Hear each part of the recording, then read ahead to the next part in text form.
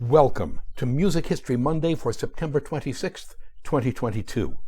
I'm Bob Greenberg, and the title for today's podcast is Béla Bartók's American Exile.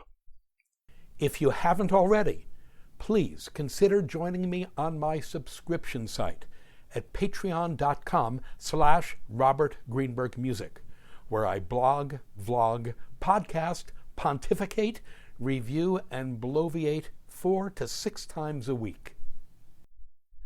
We mark the death on September 26th, 1945, 77 years ago today, of the pianist, composer, and Hungarian patriot Béla Bartók. Born in what was then the Hungarian town of Nagy Szent Miklós, now Székely Mare in Romania, on March 25, 1881, Bartók died during what he called his comfortable exile in New York City. Before moving on to Bartók's American Exile, let's establish, as we can from our vantage point in 2022, his creds as a great and influential 20th century composer. In 1961, 16 years after Bartók's death, Pierre Boulez, 1925 to 2016, composer, conductor, and, in the words of his teacher, Olivier Messiaen, the great insufferable one, wrote this about Bartók's music. We quote, "The pieces most applauded are the least good. His best products are loved in their weaker aspects. His work triumphs now through its ambiguity that will surely bring him insults during future evaluation. His work has not the profound unity and novelty of Webern's or the vigorous, controlled dynamism of Stravinsky's. His language lacks interior coherence. His name will live on in the limited ensemble of his chamber music." Unquote. Boulez was not just wrong, he was snotty wrong. But the degree of his wrongness has only become apparent in time. You see, Boulez and the modernist community he spoke for rejected Bartók's music because they believed he had copped out, that he had squandered his potential as a compositional radical by employing elements of folk music, tonality, dance rhythms, and classical era forms to create a body of music that was, on occasion, heaven forbid, viscerally exciting, and even worse, accessible. Music that employed such dreary and tired things as recognizable thematic melodies, and was expressive in an unabashedly romantic sense. In direct response to Igor Stravinsky's assertion that music in itself is powerless to express anything, Bartók wrote, quote, "I cannot conceive of music that expresses absolutely nothing," unquote. The post-World War II modernists considered Bartók to be a dinosaur, an evolutionary dead end, a romantic nationalist holdover who composed music during the first half of the 20th century that was irredeemably irrelevant to the second half of the 20th century. Thankfully, we here in the 21st century know better. And it's not just the fact that it is once again okay for concert music to be fun to listen to, or the fact that from a purely technical point of view, Bartók was one of the most accomplished composers ever to put pencil to paper.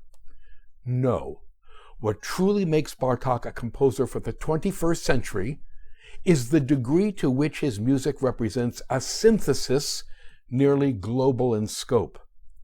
His is a compositional language of purposeful diversity integrated into a singular and singularly personal musical language.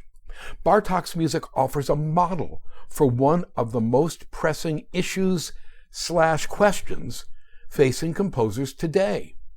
In an increasingly global culture, in which diversity and variety are not just buzzwords, but real cultural descriptors. How might a composer go about incorporating and reconciling some aspects of that diversity into an integrated and personalized musical language? Well, here's what Bartók did. He started with impeccable technical credentials, having finished his training as a pianist and composer at the Royal Academy of Music in Budapest, where he went on to teach as a professor of piano from 1907 to 1939. Youthful infatuations with the music of Richard Strauss and Claude Debussy strengthened his ear for late Romantic German harmonic practice and motivic development, and for French timbral nuance. His embrace of Hungarian nationalism in his early 20s led to a lifelong fascination with the indigenous music of not just his native Hungary, but of Eastern and Southeastern Europe, Turkey, and North Africa as well. His immersion in these rich, non-Western European musical environments changed forever the way he perceived melody, harmony, and rhythm. Bartók's enduring affection for the discipline of classical-era musical forms manifested itself in music of great structural clarity and precision. Add to this Bartók's rock and roll soul and his deep and moral humanity, and you've got the recipe for a personal musical language of extraordinary breadth, power, and relevance. In a 21st century musical environment in which so many composers are attempting to reconcile and synthesize something of the incredible diversity of historical and contemporary musical languages around us into a personal musical language, Bartók's music has become the ideal role model. Touché, Monsieur Boulez. How do you like them apples? A Hungarian national treasure. By the 1930s, Béla Bartók was considered a Hungarian national treasure, the greatest Hungarian-born musician since Franz Liszt. He was known internationally as a bold and uncompromising composer and as a brilliant concert pianist. He lived in Budapest, where he was a professor of piano at the Royal Academy. Among his many piano students there were Fritz Reiner, George Solti, Georgi Sándor, and Lily Krauss. For our information, he refused to teach composition, claiming that to do so could only sully his own creative work. Despite his fame, Bartók was a quiet, dignified man of remarkable moral conviction and strength. His student, Géza Frid, remembered him this way, quote, "The most striking feature of Bartók's personality was his unimpeachable integrity. He was obsessed with truth and justice, regardless of how he himself or others were affected by the outcome. No matter whether the issue was friends or relatives, piano playing or teaching, folk music or composition, theory or practice, finances or politics, he accepted no compromises, even if this was detrimental to his career," unquote. These guys. In the third of the Indiana Jones movies, Indiana Jones and the Lost Crusade, Dr. Jones, played by Harrison Ford, in search of his father, played by Sean Connery, talks his way into a Schloss called the Castle Brunwald on the Austrian-German border. Looking down from a balcony, Jones sees a military headquarters room filled with uniformed National Socialists. Jones turns and says, "Nazis! I hate these guys!" It was a sentiment with which Bartók would have agreed entirely. He felt nothing but revulsion for what he called, quote, "the Nazi poison," unquote. During the 1920s and early 1930s, He spent a significant portion of his career as a concert pianist in Germany, where he was an audience favorite. On January 23, 1933, Bartók premiered his own Piano Concerto No. 2 in Frankfurt, with the Frankfurt Radio Symphony Orchestra conducted by Hans Rosbaud. The premiere was well received, but 7 days later, on January 30th, 1930, Adolf Hitler was appointed German Chancellor, the head of the German government. Bartók swore never again to perform in Germany for as long as the Nazis were in power, and he never set foot in Germany again.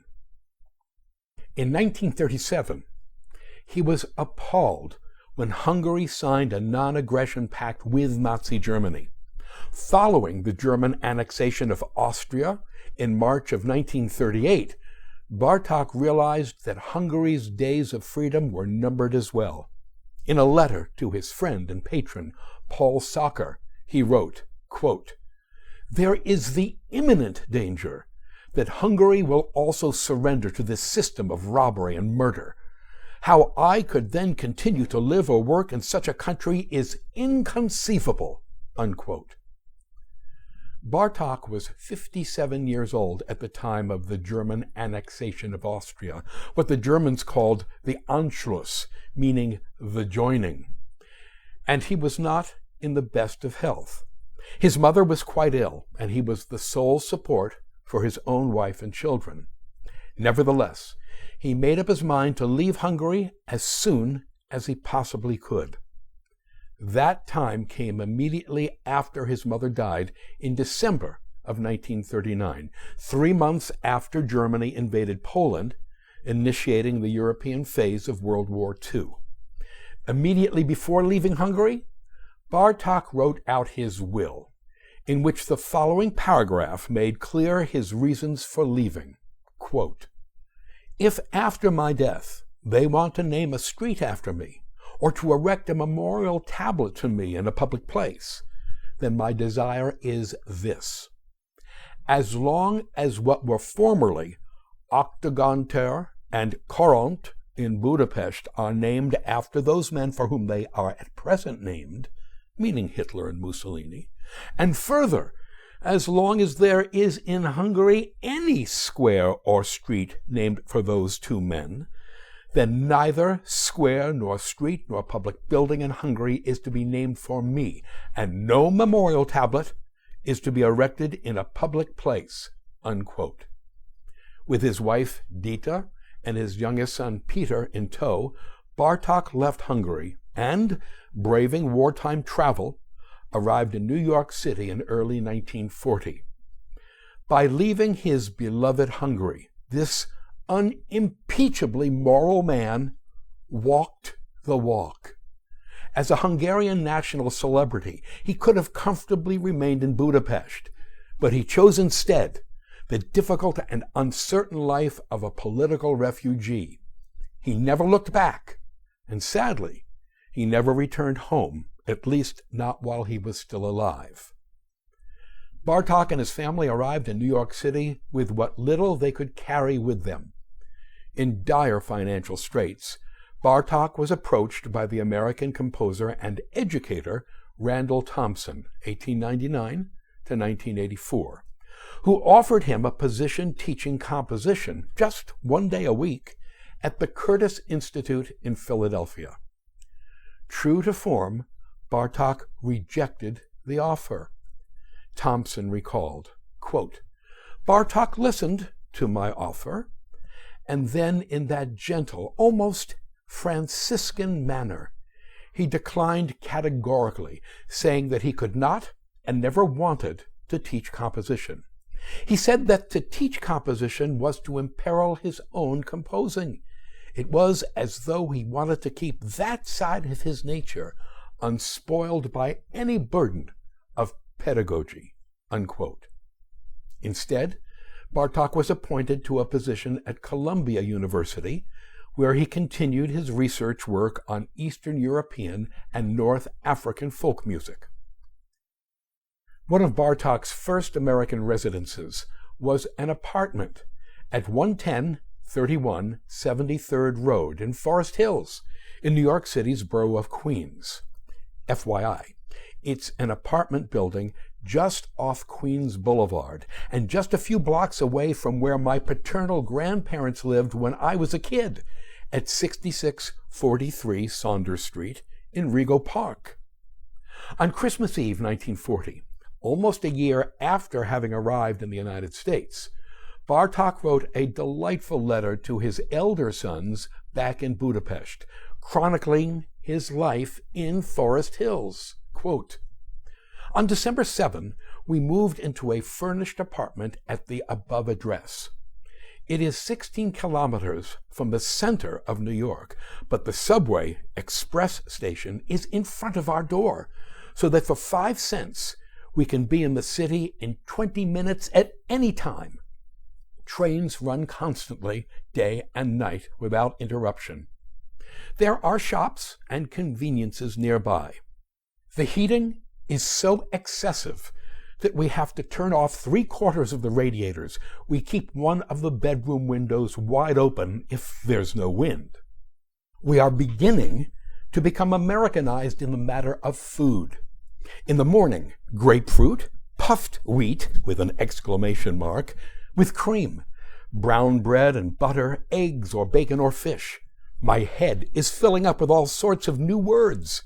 Subway stations, street names, subway system plans, a mass of possibilities for changing trains, absolute necessities in order to live here.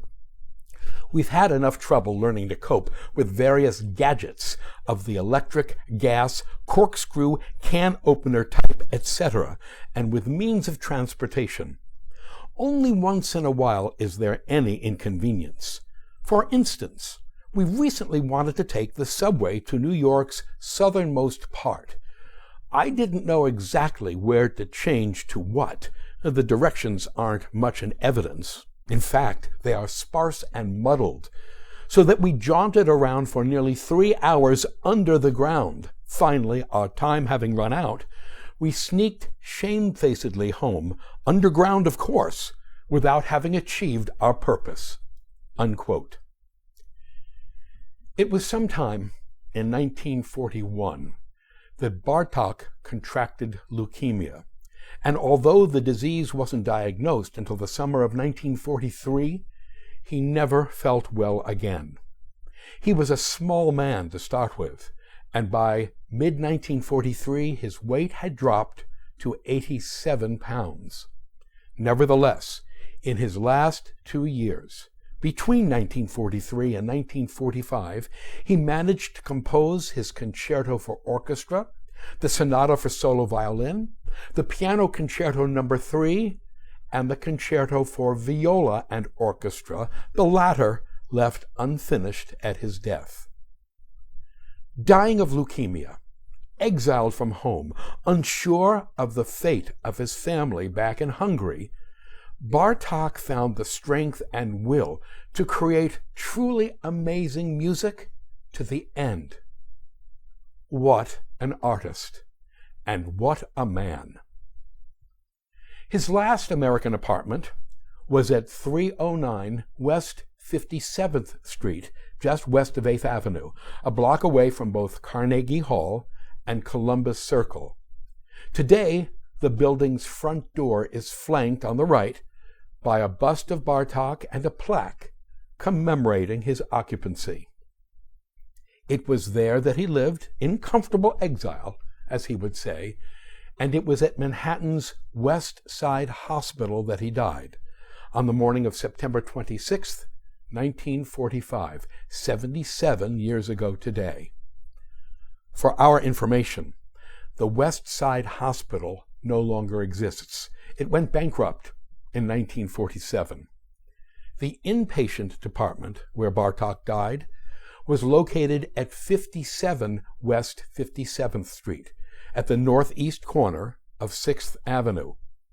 Had he been healthy, Bartók could easily have walked the 2 blocks to the hospital from his apartment at 309 West 57th Street. He was buried at Ferncliff Cemetery in New York's Westchester County, where he remained for 43 years. Finally, in 1988, Béla Bartók returned home to Hungary. He received a long-delayed state funeral and is interred in a grave of honor at Budapest's Farkasréti Cemetery, plot number 470, for those so inclined to visit. Thank you. To sample and download one or all of my many courses on subjects musical produced by the Great Courses/The Teaching Company, please visit my website at robertgreenbergmusic.com.